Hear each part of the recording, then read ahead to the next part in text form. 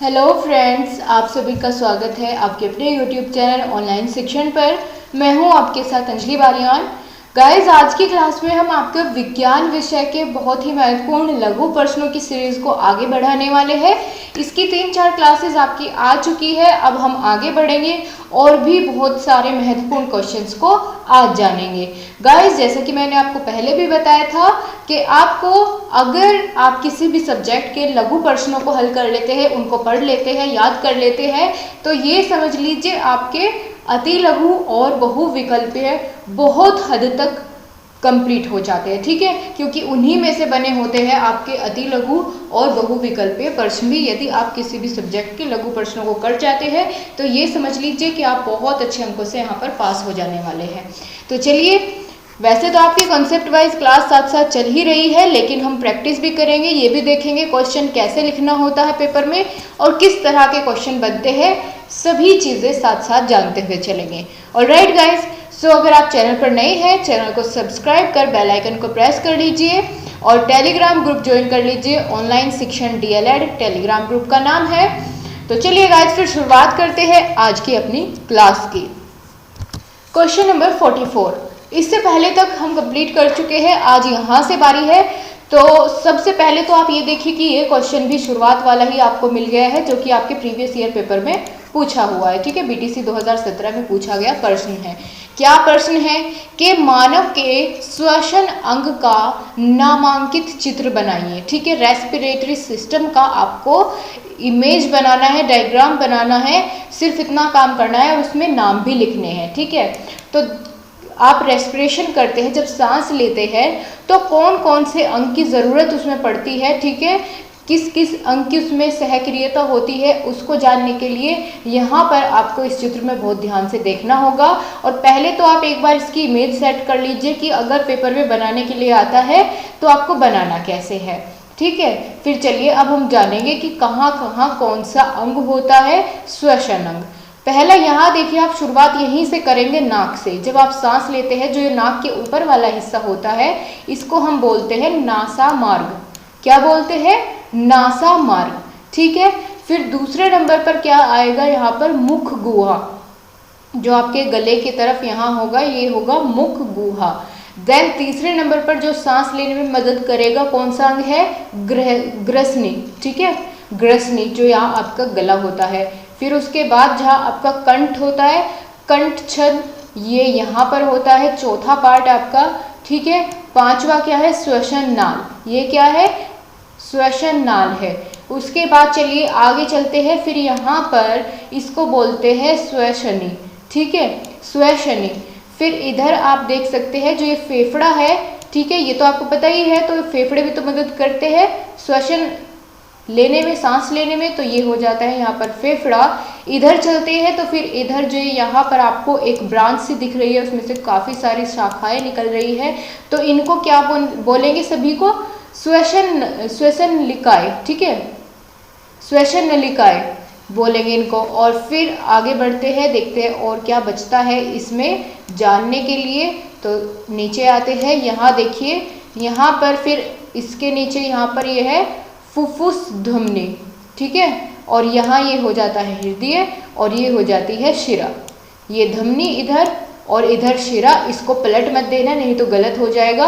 Okay, तो आपको क्रम इनका याद रख लेना है। अगर बीच में एक आध आपसे मिस हो जाता है तो कोई परेशानी वाली बात नहीं है, मैं आपको बता देती हूँ कि ज़रूरी इनमें से आपको कौन सा याद रखना है। ठीक है, सबसे पहले आप याद रखेंगे नासा मार्ग, उसके बाद मुख गुहा, देन उसके बाद कंठ छद, उसके बाद श्वसन नाल। ठीक है, इतने तो आप याद रख पाएंगे, 4 तो मैंने आपको बता दी। देन ये भी आपको याद हो गया होगा देखकर ही, इधर क्या होती है? श्वसन लिकाएं। उसके बाद इसे बोलते हैं श्वसनी, ये फेफड़ा हो गया। इतना लिखने के बाद फिर आप नीचे वाले, ये तो बहुत ही आसान से है, इधर हृदय हो जाता है, इधर फुफ्फुस धमनी हो जाती है और इधर शिरा हो जाती है। बस ये आपको याद रखना है। अगर आप इसमें से एक आध को छोड़ देते हैं तो कोई ज़्यादा इफेक्ट वो उसमें नहीं पड़ेगा। लेकिन आप एक बार डायग्राम को अपनी रफ कॉपी पर एक बार बना करके देख लीजिए, वीडियो को पॉज करके। ठीक है, तो आपकी प्रैक्टिस हो जाएगी बहुत अच्छे से। अगर बाय चांस आता है पेपर में, क्योंकि रिपीट तो होते ही है क्वेश्चंस, ये तो आप सभी जानते हैं, तो अगर आता है तो आप बहुत अच्छे से बना पाएंगे। चलिए अगले प्रश्न को देखेंगे। यह भी 2017 में आया हुआ प्रश्न है। पूछा क्या गया है, हमारे प्रतिदिन के भोजन में पोषक तत्वों की कमी से होने वाले किसी एक रोग का नाम, लक्षण और उससे बचने के उपाय बता दीजिए। किसी भी एक रोग के बारे में, ठीक है। तो चलिए सबसे पहले हम बात करेंगे विटामिन ए की कमी से होने वाले रोग के बारे में। विटामिन ए की कमी से होने वाले रोग का नाम है रतौंधी। ये भी आपको याद रखना है, विटामिन ए की कमी से क्या होता है, रतौंधी होती है। लक्षण क्या है इसका, लक्षण क्या होता है कि चर्म रोग हो जाता है, त्वचा पर चकत्ते पड़ जाते हैं और आंखें कमजोर हो जाती है। तो ये इसके लक्षण है। उपाय क्या होगा कि भाई जिस चीज़ की कमी है उसकी पूर्ति की जाए। वही बात है, विटामिन ए की कमी थी तो हमें क्या करना पड़ेगा, विटामिन ए से युक्त पदार्थों का ज़्यादा से ज़्यादा सेवन करना होगा। और सबसे ज़रूरी है कि डॉक्टर की सलाह लेनी होगी। किसी भी रोग हो ये चीज़ तो आपकी कॉमन रहेगी कि डॉक्टर की सलाह लेना, ठीक है। और जिस चीज़ की कमी है उसकी पूर्ति के लिए उसी का सेवन करना। तो आपने देख लिया, यहाँ पर एक रोग के बारे में हमने बात कर ली है जिसका क्या था, कारण क्या था, विटामिन ए की कमी से होने वाला। लक्षण आपने देख लिए, उपाय भी देख लिया। तो आपका एक क्वेश्चन पूरा यहाँ पर आपको 2 नंबर दे गया इतने से में। अब चलिए अगला क्वेश्चन देखते हैं। बहुत अच्छा क्वेश्चन है और पेपर में आने के पूरे चांसेस है। क्या है क्वेश्चन, भूकंप आने के क्या क्या कारण हैं, भूकंप से बचने के उपाय एवं प्रबंधन के क्या क्या तरीके अपने स्तर से आप अपनाएंगे, यह आपको यहाँ पर लिखना है। सबसे पहले देखते हैं कारण क्या होता है भूकंप आने का, ठीक है।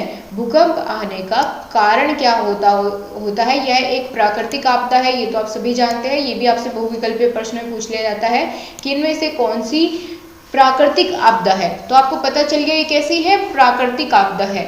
अब इसके कारण तो सभी चीजों के होते हैं कोई ना कोई, तो इसके भी कारण जानते हैं। चलिए पहला है ज्वालामुखी विस्फोट। ज्वालामुखी विस्फोट जब होता है तो बहुत तेजी से हमारे पृथ्वी पर वाइब्रेशन क्रिएट होता है, ठीक है। और जब वाइब्रेशन होता है, धरती हिलती है, तो क्या होता है, भूकंप आता है। पहला कारण आपको पता चल गया। दूसरा क्या है, पृथ्वी का सिकुड़ना। और तीसरा क्या है, गलन तथा भ्रंश। और चौथा हो जाएगा भू संतुलन अगर बिगड़ जाता है तब। और पांचवा होता है कृत्रिम, ठीक है। कृत्रिम कैसे कि यदि आप देखिए कि इतने बड़े बड़े परमाणु हथियार बनाए जा रहे हैं, तो जब उनको क्या करते हैं, एक बार यूज करके देखते हैं उनका, तो वहाँ पर फिर इतना बड़ा जब धमाका होता है या फिर कहीं आप देख रहे हैं जैसे युद्ध चल रहे हैं, तो उनमें जब इस तरह के हम चीज़ों का उपयोग करते हैं तो वो होता है कृत्रिम कारण भूकंप आने का। उससे भी भूकंप आने के चांसेस होते हैं। तो आपको पता चल गया कौन कौन से कारणों से भूकंप आता है। अब हम जानेंगे कि भूकंप का प्रभाव क्या पड़ता है मानव जीवन पर।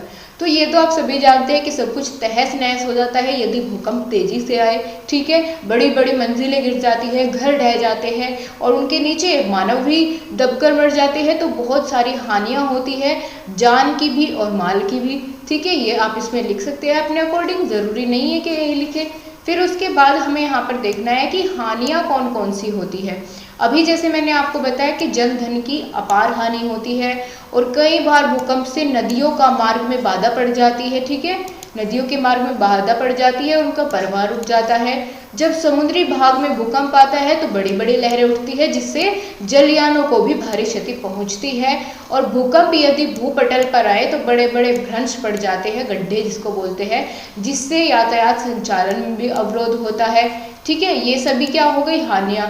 अब देखेंगे लाभ। लाभ क्या है, क्या भूकंप से भी कोई लाभ हो सकता है, चलिए जानते हैं। भूकंप से जितनी क्षति होती है उसका 1/100 भाग का लाभ नहीं होता है। भूकंप से कुछ अप्रत्यक्ष लाभ निम्नलिखित है, यानी बहुत कम होता है। चलिए जानते हैं क्या क्या है।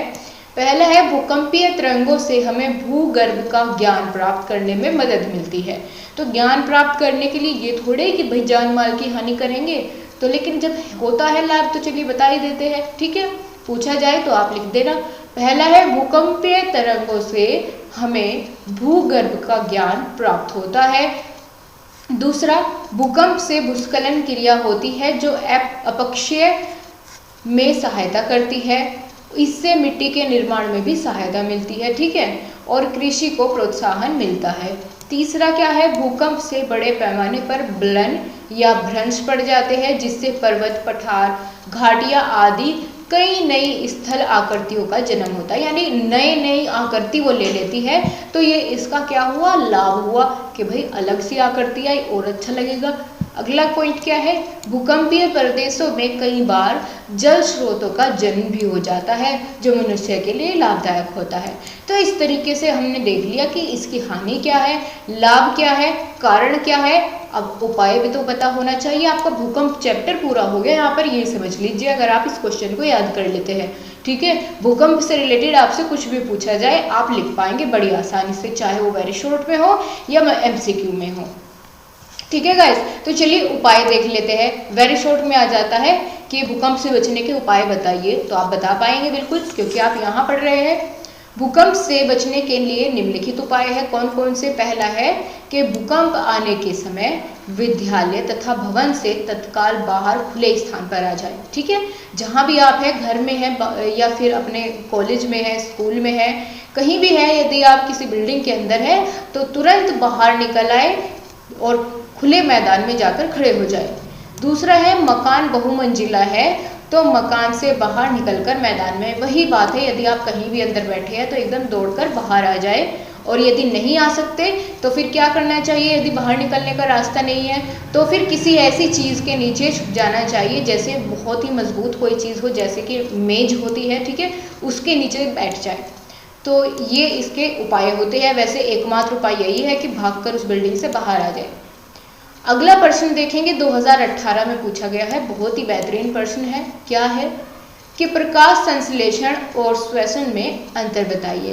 प्रकाश संश्लेषण किस में होता है? पौधों में होता है सबसे पहली बात, और श्वसन मनुष्य में होता है। तो चलिए अब इनका अंतर भी जान लेते हैं। ओके, तो पहला अंतर क्या है कि प्रकाश संश्लेषण में तो CO2 और जल के मध्य रासायनिक क्रिया के फलस्वरूप क्या होता है, ग्लूकोज का निर्माण होता है, ठीक है।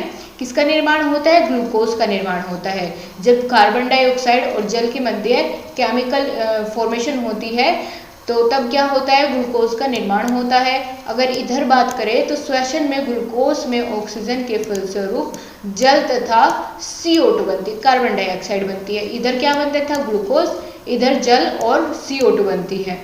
इधर बात करें, प्रकाश संश्लेषण एक रचनात्मक क्रिया है और श्वसन एक नाशात्मक क्रिया है। इधर बात करें, प्रकाश संश्लेषण से सौर ऊर्जा के प्रयोग से भोजन बनता है, विकिरण ऊर्जा का रूपांतरण रासायनिक ऊर्जा में होता है। और इधर बात करें, श्वसन में भोजन के ऑक्सीकरण से ऊर्जा मुक्त होती है और भोजन संचित रासायनिक ऊर्जा का प्रयोग सजीव अपने विभिन्न कार्यों के लिए करता है। ये तो हो गए बड़े टफ से अंतर। अब इजी अगर बात करें तो सबसे पहले तो जैसे मैंने आपको बताया था कि ये पेड़ पौधों में आपको देखने को मिलेगा और ये मनुष्य या जीव जंतुओं में, ठीक है। पहला अंतर तो ये लिख लीजिए आप। दूसरा क्या है कि आप जब प्रकाश संश्लेषण करते हैं तो CO2 बाहर निकलती है, लेकिन जब श्वसन करते हैं, प्रकाश संश्लेषण करते हैं तो ऑक्सीजन रिलीज होती है, ऑक्सीजन बाहर निकलती है, लेकिन जब श्वसन करते हैं तो क्या निकलती है? CO2, कार्बन डाइऑक्साइड, ठीक है। तो दो तो ये हो गए और दो आप इनमें से लिख देना, बहुत आसानी से आपका हो जाएगा और आ सकता है क्वेश्चन, बहुत ही अच्छा क्वेश्चन है। अगला क्या है, लवण किसे कहते हैं, यह कितने प्रकार का होता है? अम्लीय लवण का उदाहरण दीजिए। चलिए जानते हैं लवण क्या होता है। लवण एक यौगिक है जो किसी अम्ल के एक या अधिक हाइड्रोजन परमाणु को किसी क्षारक के एक या अधिक धनायन से प्रतिस्थापित करने पर निर्मित होता है। आप इसको याद कर लीजिएगा, ठीक है। खाने वाला नमक एक प्रमुख लवण है और रासायनिकतः यह नमक सोडियम और क्लोरीन का सोडियम क्लोराइड नामक यौगिक है, ठीक है। किस किस का यौगिक है? इसमें एक तो सोडियम मिला होगा, दूसरा क्लोरीन, तो मिलकर क्या बन गया? सोडियम क्लोराइड, ठीक है। यह एक यौगिक है, इतना पता चल गया आपको। और बात करें लवण कितने प्रकार के होते हैं, तो 4 प्रकार के होते हैं। कौन कौन से? सामान्य लवण, अम्लीय लवण, क्षारीय लवण, द्विक लवण। और इसका उदाहरण क्या होगा लवण का? तो यही है, पहला तो NaHSO4 और दूसरा भी देख लेते हैं NaH2PO4। अच्छा, तो ये NaHSO4 किसका केमिकल फॉर्मूला है, ये भी आपको पता होना चाहिए। तो ये है सोडियम हाइड्रोजन सल्फेट। किसका? Sodium hydrogen sulphate. Na से क्या बनता है? Na डिनोट करता है सोडियम को, H से हाइड्रोजन और SO4 बनता है सल्फेट। ठीक है। और अगर इधर जो दूसरा है NaH2PO4, ये किसका केमिकल फॉर्मूला है? ये है अमोनियम फॉस्फेट का। ओके गाइज, अमोनियम फॉस्फेट का। चलिए अब अगले क्वेश्चन की तरफ चलेंगे और अगला क्वेश्चन देखिए आप, आपके एग्जाम में पूछा हुआ ही प्रश्न है, फिर से 2018 में आया हुआ प्रश्न आपके सामने आ गया है। क्या पूछा गया है कि नाभिकीय ऊर्जा क्या है? बताना है कि नाभिकीय ऊर्जा यानी न्यूक्लियर एनर्जी क्या है, वो आपसे यहाँ पर पूछा गया है। चलिए जानते हैं। नाभिकीय ऊर्जा वह ऊर्जा होती है जिसे नियंत्रित नाभिकीय अभिक्रिया से उत्पन्न किया जाता है। ठीक है, नियंत्रित नाभिकीय ऊर्जा से ही इसको उत्पन्न किया जाता है। अभी धीरे धीरे आपको समझ में आ जाएगी। वर्तमान समय में विद्युत उत्पादन हेतु वाणिज्यिक संयंत्र नाभिकीय विखंडन का उपयोग करते हैं। नाभिकीय क्रिया से प्राप्त ऊष्मा पानी को गर्म करके भाप बनाने का काम करती है, जिससे फिर क्या होता है? बिजली उत्पन्न करने हेतु प्रयोग में इस्तेमाल होता है। किसका? नाभिकीय ऊर्जा का। ठीक है, जैसे हम बात करें 2009 में दुनिया की बिजली का 15% परमाणु ऊर्जा से प्राप्त हुआ था। ठीक है, तो बिजली बनाने के काम आता है। और इसके अतिरिक्त परमाणु प्रणोदन का उपयोग करने वाले 150 से अधिक नौसेना पोतों का निर्माण किया गया है। तो आप देख सकते हैं नाभिकीय ऊर्जा बहुत ज़्यादा आप कह सकते हैं बेनिफिशियल होती है। और यूज़ में इसके आपको बताती हूँ। यहाँ आपके सामने इमेज में नाभिकीय ऊर्जा संयंत्र दिखाया गया है कि इससे किस तरीके से बिजली बनाई जाती है। ठीक है, तो आप यहाँ पर देख सकते हैं न्यूक्लियर रिएक्टर को। और अगर बात करें दोस्तों इसके लाभ की, तो इसमें आप कह सकते हैं कि सबसे बड़े पैमाने पर बिजली बनाई जा सकती है। किससे? नाभिकीय ऊर्जा से। ओके, चलिए अब इतना क्लियर हो गया है आप सभी को। अब हम अगले क्वेश्चन पर बढ़ेंगे। यह भी 2018 में आया हुआ शॉर्ट क्वेश्चन है और बहुत अच्छे से पूछा गया है। कोशिका क्या है? पादप और जंतु कोशिका में अंतर बताइए। ठीक है, और कोशिका चैप्टर अब मैं आपको बहुत अच्छे से कंप्लीट करा चुकी हूँ। तो चलिए यहाँ पर भी देखेंगे क्या है इसके अकॉर्डिंग कोशिका क्या होती है। सबसे पहले तो आप यही जानते हैं। तो दोस्तों मानव शरीर असंख्य छोटी छोटी जीवित इकाइयों से निर्मित हुआ है। इन इकाइयों को हम क्या कहते हैं? इन इकाइयों को हम कह देते हैं कोशिका यानी सेल्स। कोशिकाएं निर्जीव नहीं बल्कि ये शरीर की जीवित इकाइयाँ होती है। ये गति करती है, सांस भी लेती है, अपने पोषण कर वृद्धि भी करती है और व्यर्थ पदार्थों का त्याग भी करती है और जनन भी करती है। अतः मानव शरीर असंख्य जीवित इकाइयों का एक समूह होता है। ये मानव शरीर की निर्माणक इकाइयाँ भी कही जाती है। शरीर निर्माण में यह ठीक उसी प्रकार कार्य करती है जैसा भवन के निर्माण में आप ईंटों का प्रयोग करते हैं। ईंटों को आपस में जोड़ने पर सीमेंट का उपयोग किया जाता है। ईंटों को आपस में जोड़ने के लिए सीमेंट का उपयोग करते हैं, जबकि जो शारीरिक कोशिकाएं होती है उनमें कोलोजन नाम का एक तत्व होता है जिसकी हेल्प से वो आपस में जुड़ी हुई होती है। ठीक है, यद्यपि ये कोशिकाएं आपस में एक दूसरे से जुड़ी रहती है, फिर भी शरीर में पाई जाने वाली प्रत्येक कोशिका का एक भिन्न अस्तित्व होता है। प्रत्येक कोशिका एक पतली झिल्ली से ढकी रहती है और दूसरी कोशिका से अलग रहती है। कोशिकाएं जीवधारियों में पाई जाती है, जिनमें अधिकांश जीवधारी बहुकोशिकीय होते हैं यानी मल्टी सेल्यूलर होते हैं, लेकिन कुछ ऐसे भी जीवधारी होते हैं जिनमें एक कोशिका होती है यानी उन्हें हम कहते हैं यूनिसेल्यूलर। जैसे इसका एग्जाम्पल क्या होगा? अमीबा।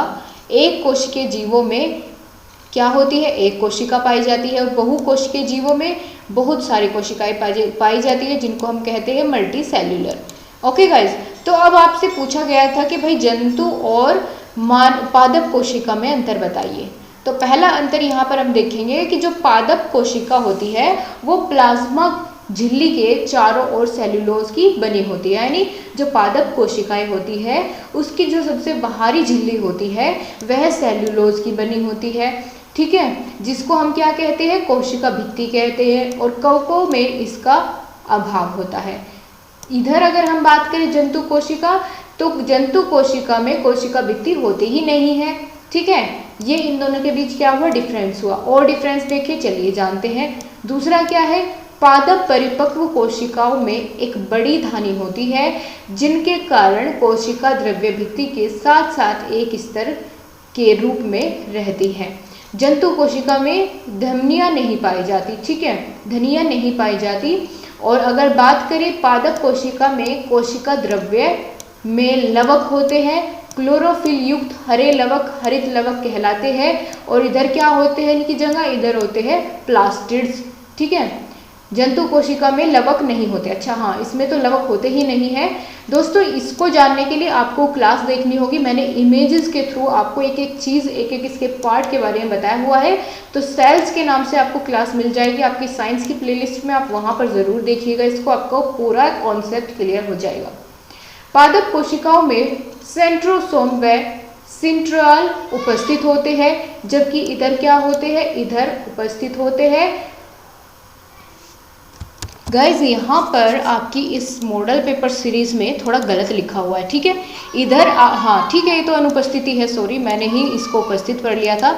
तो यहाँ पर अनुपस्थित होते हैं और यहाँ इसमें होते हैं उपस्थित, ठीक है। अब आपको क्लियर हो गया होगा। चलिए अगला क्वेश्चन हम देखेंगे, बहुत अच्छा क्वेश्चन है। उत्सर्जन किसे कहते हैं, और मानव के उत्सर्जन तंत्र का हमें चित्र भी बनाने को कहा गया है। 2018 में पूछा गया प्रश्न है। उत्सर्जन यानी एक्सक्रीशन क्या होता है ये, इसमें क्या होता है कि शरीर द्वारा जो भोजन के अंतर्ग्रहण तथा पाचन के पश्चात शरीर उपयोगी पदार्थों को विभिन्न ऊतकों यानी टिश्यूओं और कोशिकाओं में पहुंचा देता है, और जो अपचित अपशिष्ट पदार्थ होते हैं उनको शरीर से बाहर निकालने की ज़रूरत पड़ती है। शरीर के उपापचय में की क्रियाओं द्वारा इन अपशिष्ट पदार्थों को शरीर से बाहर निकालने की प्रक्रिया को ही हम क्या कहते हैं, उत्सर्जन कहते हैं। जैसे गैस, तरल तथा ठोस पदार्थों का उत्सर्जित होना आवश्यक होता है, और इनमें से प्रत्येक के उत्सर्जन की प्रक्रिया एक दूसरे से अलग अलग होती है। कार्बन डाइऑक्साइड प्रमुख अपशिष्ट पदार्थ है। कार्बन डाइऑक्साइड भी तो एक प्रमुख जो होता है अपशिष्ट पदार्थ होता है जिसे सांस द्वारा बाहर निकाला जाता है। श्वसन के समय कोशिकाओं में कार्बन डाइऑक्साइड रक्त में स्थित हीमोग्लोबिन से मिलकर अथवा पानी में घुलकर स्थानांतरित हो जाती है। कार्बन डाइऑक्साइड को निष्कासन किसके द्वारा किया जाता है, फेफड़ों की सतह से होता है। और अगर बात करें ठोस अपशिष्ट की, तो मुख्यतः भोजन का अपाचित भाग होता है, जैसे सब्जियों के रेशे। मुंह में भोजन का पाचन प्रारंभ होता है तथा आमाशय में जाकर के समाप्त हो जाता है। पाचित भोजन पेट की भित्तियों द्वारा अवशोषित हो जाता है, और अपचित भोजन जो होता है वो बड़ी आंत में आ जाता है और गुदा के रास्ते होता हुआ शरीर से निष्कासित हो जाता है, यानी बाहर निकल जाता है। और मुंह से लेकर गुदा तक क्या होता है, एक ही रास्ता होता है, जैसे कि आप इधर इमेज में देख सकते हैं, ठीक है। और बताया गया है कि अपशिष्ट तरल पदार्थों के पाचन के लिए जटिल क्रियाविधि होती है, इसकी ज़रूरत पड़ती है, क्योंकि रुधिर में पोषक तत्व तथा अपशिष्ट पदार्थ दोनों ही होते हैं, इसलिए इनको छानने तथा अलग करने में थोड़ी सी आप कह सकते हैं विशेष विधि होती है।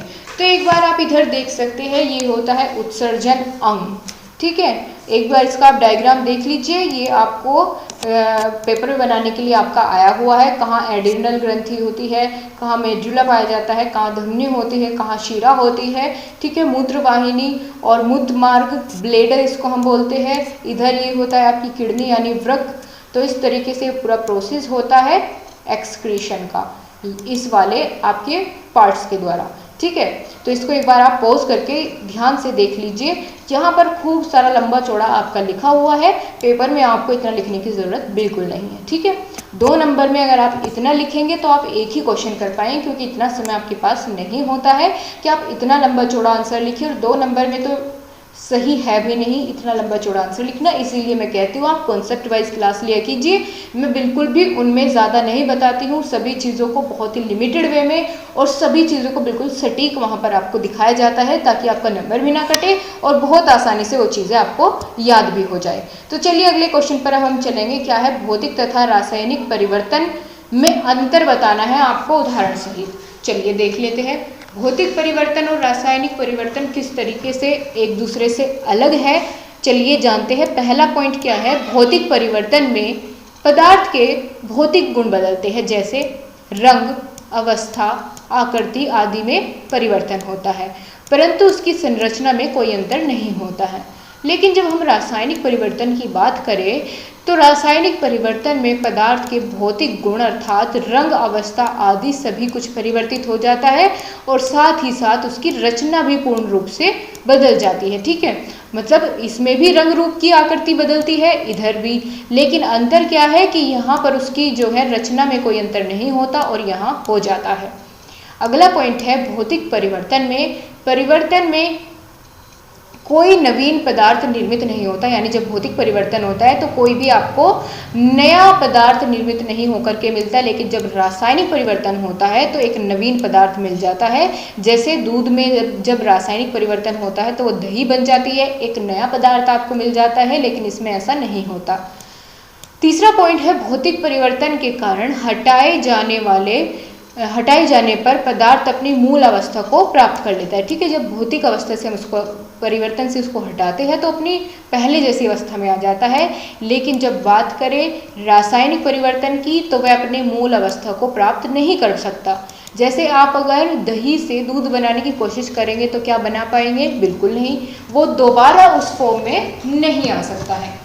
फोर्थ पॉइंट अगर देखें, भौतिक परिवर्तन में न तो ऊष्मा उत्पन्न होती है और न ही ऊष्मा शोषित होती है, लेकिन रासायनिक परिवर्तन में या तो ऊष्मा उत्पन्न होती है या फिर ऊष्मा शोषित होती है, दोनों में से एक काम होता ही होता है।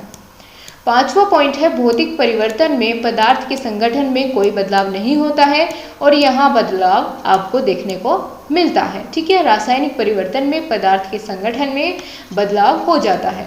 सिक्स्थ पॉइंट क्या है, आप इनमें से गाइस 3 याद रख लीजिएगा। ठीक है, 3 और एक एग्जाम्पल वाला। एग्जाम्पल भी आप इन दोनों की डिफ्रेंशिएशन करते समय लिख सकते हैं, एग्जाम्पल्स भी, तो 4 हो जाएंगे। 3 कोई भी इनमें से 3 पॉइंट आप याद रख लीजिए और चौथा क्या हो जाएगा? उदाहरण हो जाएगा। अलग अलग पूछा जाए तो भी आप लिख पाएंगे। ये ट्रिक्स होती है एग्जाम में क्वेश्चन पेपर को सोल्व करने की, जो मैं आपको अभी बताई। ठीक है, इतना लंबा चौड़ा आपको याद रखने की बिल्कुल ज़रूरत नहीं है। आप इनमें से वीडियो को पॉज करके 3 जो सबसे इजी आपको लगे, सबके अलग अलग हो सकता है, किसी को कोई अच्छा लगे किसी को कोई, तो अपने अकॉर्डिंग आप इनमें से 3 याद कर लीजिए, समझ लीजिए, याद भी करने की ज़रूरत नहीं है, बहुत आसान सी चीज़ें हैं। और एक कर लीजिए आप, उदाहरण तो ज़रूर कर लीजिए। ठीक है, तो आपके काम आएगी चीज़ें।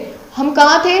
हम बात कर रहे थे 6th पॉइंट की कि इसमें वस्तु के भार में कोई अंतर नहीं आता है, लेकिन इसमें नया पदार्थ जब बन जाता है तो क्या होता है? उसका भार भी बदल जाता है, परिवर्तित हो जाता है। 7वां पॉइंट क्या है? दाब में प्रभाव से पदार्थों का केवल आकार का स्वरूप परिवर्तित होता है और इधर वही बात कही गई है कि पूरा का पूरा आपको नया पदार्थ मिल जाता है। इसके उदाहरण आप अगर देखें तो कौन कौन से उदाहरण होंगे, चलिए एक बार देख लेते हैं। ठीक है, पहला क्या है? पानी का बर्फ या वाष्प में बदलना। पानी का बर्फ या वाष्प में बदलना। ठीक है, यदि बर्फ में बदल देते हैं और उसे दोबारा से पहली स्थिति में लाना चाहे तो आ सकता है? हाँ, बिल्कुल आ सकता है। नमक या चीनी का पानी में घुलना, पदार्थ का चूर्ण बनाना या लोहे में चुंबकत्व उत्पन्न होना, ये सभी उदाहरण हैं भौतिक परिवर्तन के।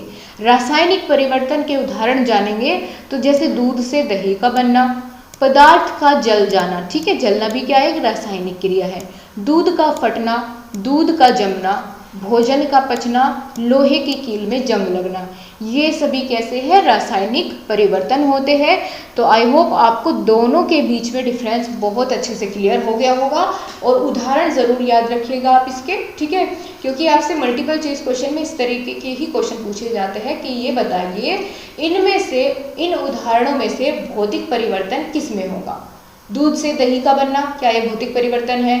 पदार्थ का जलना, ये भौतिक परिवर्तन है? या पानी का बर्फ में बदलना, ये भौतिक परिवर्तन है? इस तरीके से आपसे बहुविकल्पीय प्रश्नों में क्वेश्चन बन जाता है। ठीक है, तो इसीलिए मैं कहना चाहती हूँ आपको जो चीज़ें ज़्यादा महत्वपूर्ण होती है मैं आपको साथ साथ बताती हुई चलती हूँ और वहीं से ही आपके वेरी शॉर्ट और मल्टीपल चॉइस क्वेश्चंस इन्हीं के बीच से आपके बन जाते हैं।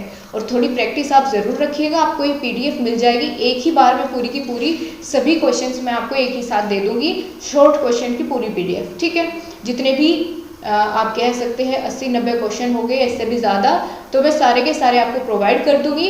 और साथ साथ अपनी क्लास ज़रूर लीजिए गाइस, सपोर्ट करिए। अगर पसंद आती है क्लास लाइक किया कीजिए और अपने दोस्तों को भी शेयर करना बिल्कुल मत भूला कीजिए, ठीक है। तो आज की क्लास को हम यहीं पर ख़त्म करेंगे। आगे के कुछ क्वेश्चंस अगली क्लास में डिस्कस करेंगे, आप इनको एक बार रिवाइज ज़रूर करिएगा। So thank you so much guys, आपसे फिर से मुलाकात होगी, तब तक के लिए बाय बाय, टेक केयर, अपना ध्यान रखिए और खुश रहिए।